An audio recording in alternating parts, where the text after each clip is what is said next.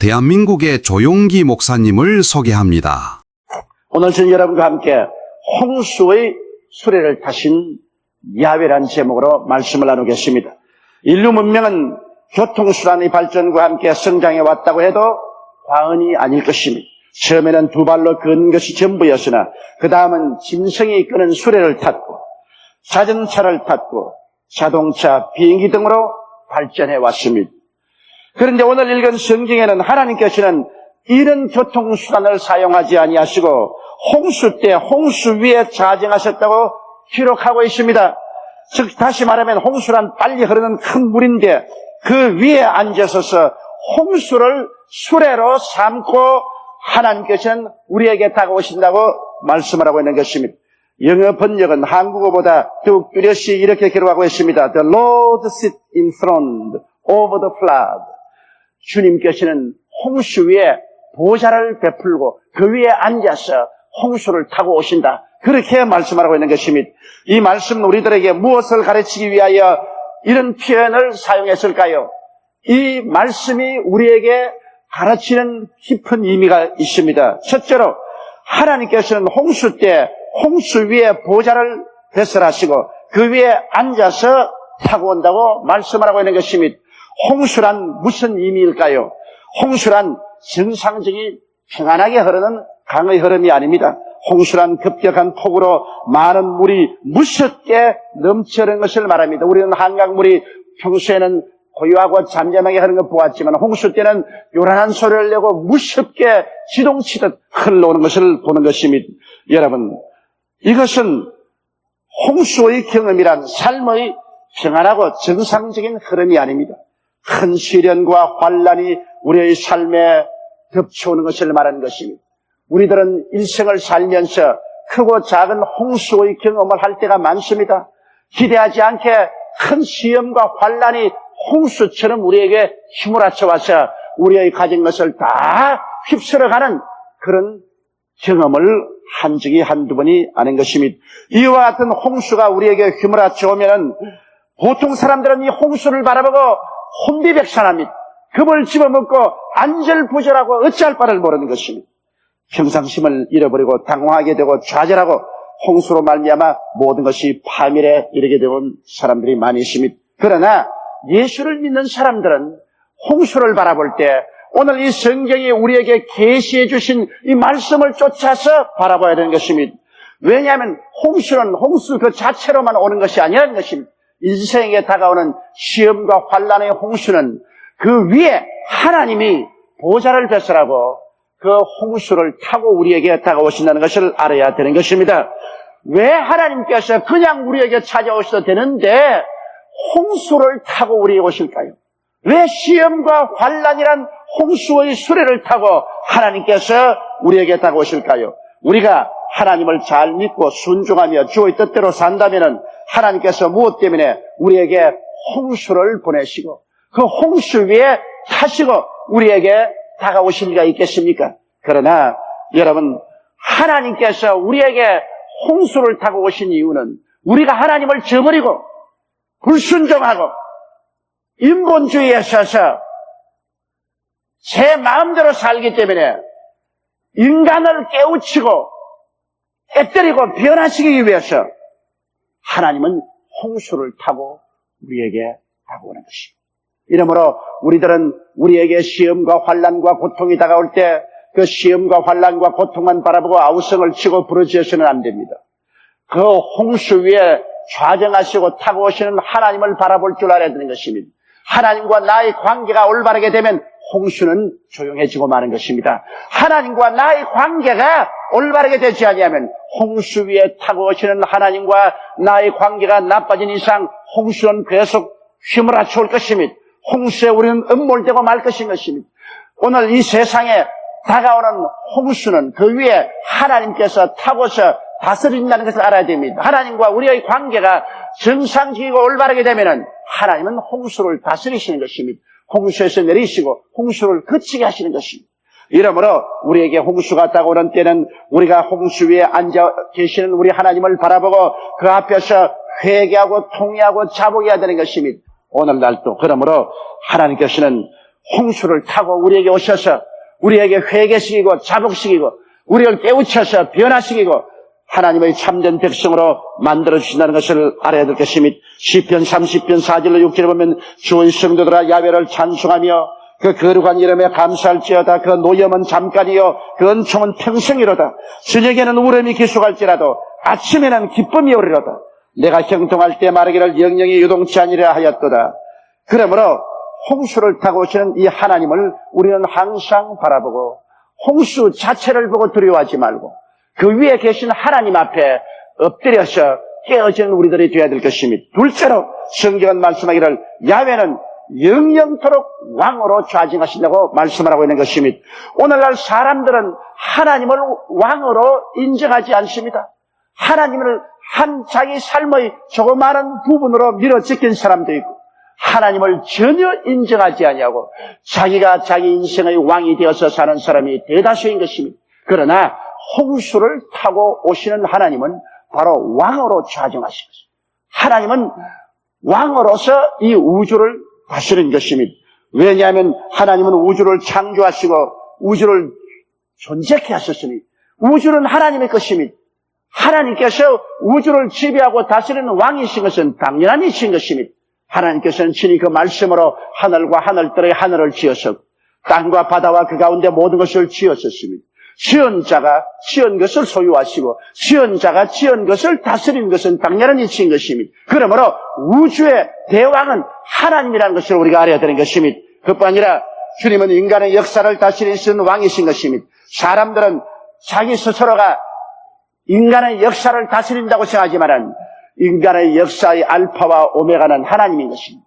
역사의 시작도 하나님이고 역사의 종말도 하나님이 결정하시는 것입니다. 이미 요한계시록에는 하나님이 이 역사를 종말 지으시고 새하늘과 새 땅과 새 예루살렘을 창조하시는 모습을 분명히 기록되어 있는 것입니다. 그러므로 역사는 바로 그 종말을 향해서 흘러들어가고 있는 것입니다. 오늘날 사람들은 생각하기를 역사를 자기 손아귀에 넣고 움직인다고 생각합니다. 성경에 보면 느부갓네살 왕이 한 번은 자기가 자기의 도성 위에 서서 도성을 바라보고 자랑스럽게 생각하는 것입니다. 그는 말했었습니다. 나의 왕이 이 바벨론을 내 능력과 권세로 건설하여 나의 도성을 삼고 이것으로 내 위엄의 영광을 나타낸 것이 아니냐. 그럴 때 갑자기 하늘에서 음성이 들려왔습니다. 이 말이 오히려 나 왕의 입에 있을 때 하늘에서 소리가 내려가로되 느부갓네살 왕아 내게 말하노니 나라의 위가 내게서 떠났느니라. 내가 사람에게서 쫓겨나서 들짐승과 함께 거하며 소처럼 풀을 먹을 것이요 이와 같이 7개를 지내서 지극히 높으신 자가 인간 나라를 다스리며 자기의 뜻대로 그것을 누구에게 주는지 주시는 줄을 알기까지 이르리라. 그렇게 하나님의 음성이 들려왔습니다. 느부갓네살 왕이 그 당시에 천하를 호령하면서 그 영화가 극치에 이르렀으나 교만하고 자만해서 자기의 힘으로 자기의 위엄과 권세로 나라를 세웠다고 할 때 하나님께서 그를 정신병자가 되게 해서 7년 동안 들에서 짐승들과 함께 풀을 먹고 이슬을 맞고 살다가 회개하고 자복하자 하나님께서 그 위를 다시 북부시게 해주었습니다. 그때 성경에 밝히 말하기를 하나님께서는 인간 나라를 다스리시며 하나님께서 원하는 자에게 왕위를 주기도 하고 왕위를 피하기도 한다고 말한 것입니다. 여러분, 느부갓네살 왕은 이와 같은 체험을 하고 난 다음에야 비로소 인간의 역사는 하나님이 다스리는 것이고 사람이 다스리는 것이 아니라는 것을 깨닫게 된 것입니다. 그러므로 오늘날 우리가 사는 이 세계의 모든 역사는 야훼 하나님의 손에 있는 것입니다. 미국에 있지 않습니다. 소련에 있지 않습니다. 오만할 때는 일본에 있지 않습니다. 유럽에도 있지 않습니다.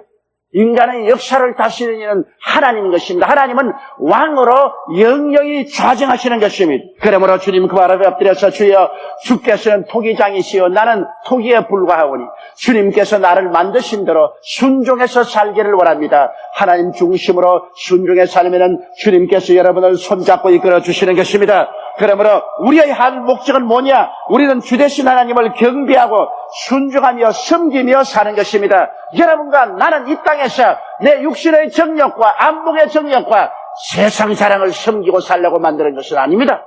우리는 하나님을 섬기기 위해서 만듦을 바라는 것입니다. 가정에서, 직장에서, 또한 공무원은 자기의 위해서 하나님을 섬기기 위해서 우리는 지음을 받은 것입니다. 마음을 다하고 뜻을 다하고 정성을 다하고 목숨을 다하여 하나님을 섬기면서 살면 하나님은 우리를 받들어 주시는 것입니다. 그 나라와 그 의를 먼저 구하라. 그리하면 이 모든 것을 너에게 도와주시겠다고 말씀한 것입니다. 인생은 우연하게 돌아가는 것이 아닙니다. 사람이 노력하고 애쓴다고 해서 자기 마음대로 되지도 않습니다. 여러분, 인간은 하나님의 섭리로 운명 지어진 것입니다. 그러므로 하나님을 떠나서 인생을 살겠다고 하는 사람은 너무나 어리석은 사람이요 주먹으로 바위를 쳐다가 박살이 나는 사람인 것입니다. 이러한 사람은 전국적으로 하나님께 버림을 받아 영원히 불과 여왕으로 타는 못에 쓰레기더미 같이 되어 던짐을 받고야 말 것인 것입니다. 자기가 자기 삶의 왕이 되어서는 절대로 안 됩니다. 그럴 때 야훼 하나님께서는 홍수의 수레를 타고 오셔서 우리가 왕이 아니라는 것을 보여주기 위해서 우리를 박살내실 것입니다. 하나님만이 홍수를 다스리시는 진정한 왕이시므로 여러분의 인생 속에 왕으로 하나님을 좌정시키시고 여러분의 가슴 속에 왕으로 좌정하신 하나님이 여러분의 일생을 다스리게 하시기를 주님 이름으로 축원합니다. 셋째로 성경은 말하기를 왕으로 모신 자에게는 야훼께서 자기 백성에게 힘이 되시고 평강이 되신다고 말한 것입니다. 여러분, 이 땅에 살면서 우리가 무력함을 느낄 때가 얼마나 많습니까? 그러나 우리가 야훼 하나님을 우리의 마음속에 왕으로 좌정시키고 왕으로 모시면 하나님께서 우리의 삶에 힘이 되어 주시겠다고 말씀한 것입니다. 우리가 힘이 없고 능력이 없어 쓰러질 때가 많은데 우리에게 하나님이 힘이 되어 주시니 이 얼마나 놀랍고 감사합니다. 한 나라가 강하면 그 백성들이 어느 곳에 가더라도 그 나라가 힘이 되어 주기 때문에 그러므로 어느 곳에 가도 외롭지 않습니다. 오늘날 이 세상에는 힘이 없으면 그 사람은 사람들에게 짓밟히고 비극적인 대접을 당하는 것입니다. 개인이나 국가가 다 한 가지인 것입니다. 그런데 우리 주를 믿는 사람은 야훼께서 우리의 힘이 되어주시고 우리를 붙들어 주시게 되는 것입니다. 죄를 범하고 낙심할 때 하나님께서는 용서와 지혜의 힘을 주시는 것입니다. 베드로가 예수 그리스도를 세 번이나 모른다고 저주하고 그를 배반했을 때도 주님은 그를 버리지 않으시고 베드로가 회개하고 자복하며 부활하셨을 때 제일 먼저 베드로에게 부활했다고 전도하러 가시고 주님이 먼저 베드로에게 나타나신 것입니다. 낙심해서나 회개할 때 다시 이렇게 힘을 도와주신 것입니다. 여러분, 바울 선생은 수없이 사람들에게 버림을 당하고 그는 삶 거의 전체가 감옥에서 감옥으로 전진하며 살았지만은 야훼께서 감옥에서 힘이 되어 주심으로 그는 힘찬 하나님 말씀을 기록하여 오늘날 신약 성경의 거의 대부분을 감옥에서 바울 선생이 기록해서 오늘날 우리에게 생명의 양식이 되고 우리 되게 만들어 주신 것입니다. 이러므로 사람들에게 버림을 당하고 외로울 때 우리 야훼 하나님께서는 우리와 함께 계셔서 우리에게 힘이 되어 주시는 것입니다. 그렇기 때문에 바울은 빌립보서 4장 12절로 13절에 내가 비천에 처할 줄도 알고 풍부에 처할 줄도 알아.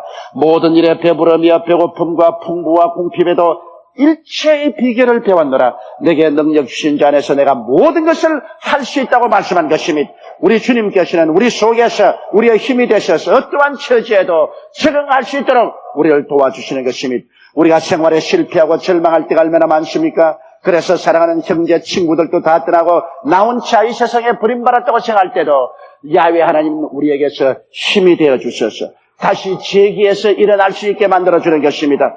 삶의 위기에 처할 때 모든 천지가 다 나를 음습에 들어올 때 그러나 천지를 지으시고 만유보다 크신 하나님께서 나와 같이 계셔서 삶의 힘이 되어주시는 것입니다. 이러므로 야훼 하나님께서는 오늘날도 여러분과 나의 힘이 되시기 위해서 수고하고 무거운 짐진 자들은 다 내게로 오라.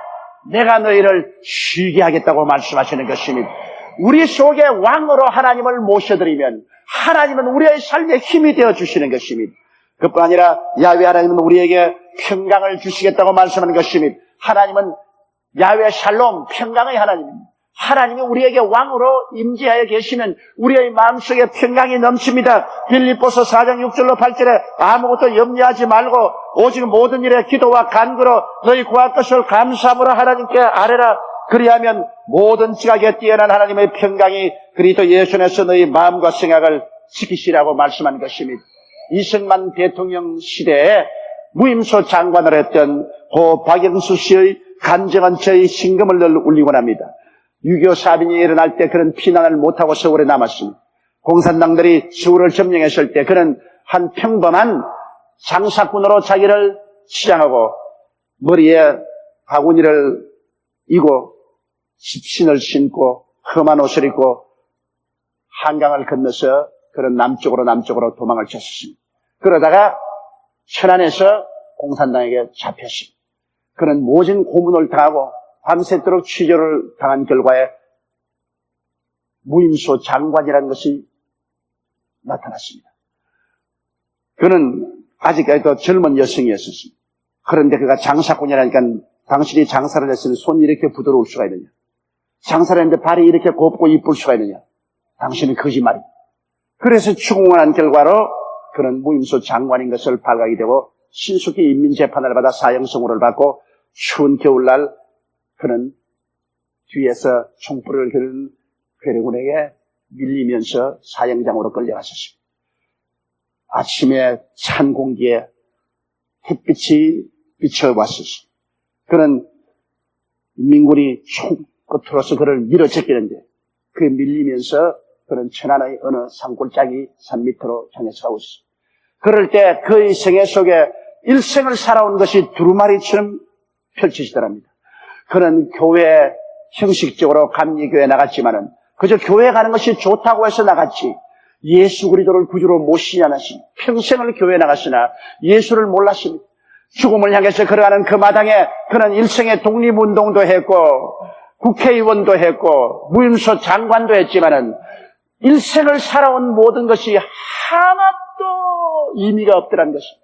다 헛되고 헛되며 헛되고 헛된 짓만 하고 이제는 죽음을 향해서 걸어가는 그에게 모든 것은 무주공산처럼 되었다는 것입니다. 그럴 때 그는 비로소 부르짖었습니다. 그는 사형장으로 걸려가면서 하나님 아버지요, 나는 일생을 하나님 없이 살았습니다.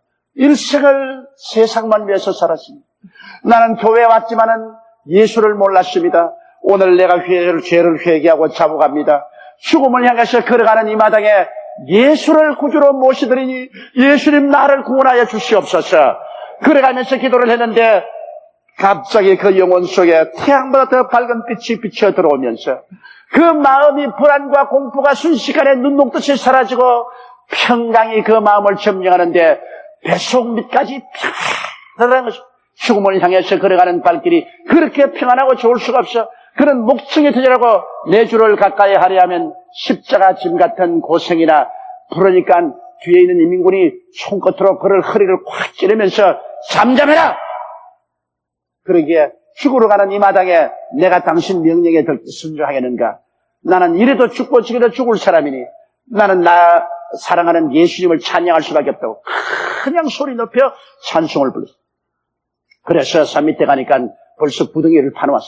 구덩이 앞에 손을 묶고서 세워놓고 인민군이 하는 말이 너 마지막 하고 싶은 말이 있으면 한마디 하라. 그래서 너 마지막 기도를 한번 하고 싶다. 그런데 어찌나 마음이 평안하고 좋던지 죽음에 대한 두려움이 하나도 없더랍니다. 이래서 일평생 돌봐주신 하나님께 감사하고 십자가에 못 박여 몸을 찢고 피를 흘려주신 예수 그리스도 구원해 주시고 이제 곧 천당에 영접해 주실 예수님께 감사하고 난 다음에 그 다음 자기의 뒤에서 총불을 겨누고 있는 인민군을 위해서 기도를 했어요. 하나님 저 청년도 나를 자기가 원해서 죽일 리가 있겠습니까?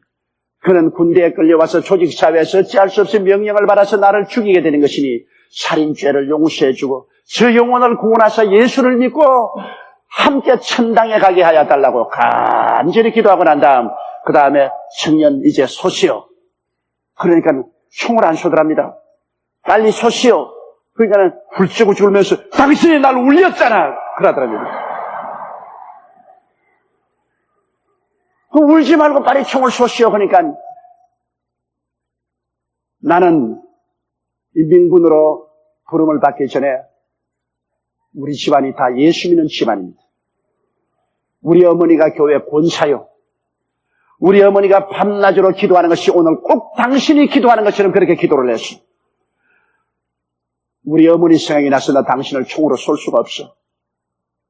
안대를 끌어들이만 묶은 줄을 풀더랍니다. 내가 지금 하늘을 향해서 총을 후리 갈게 테니까 당신 빨리 달아나시오.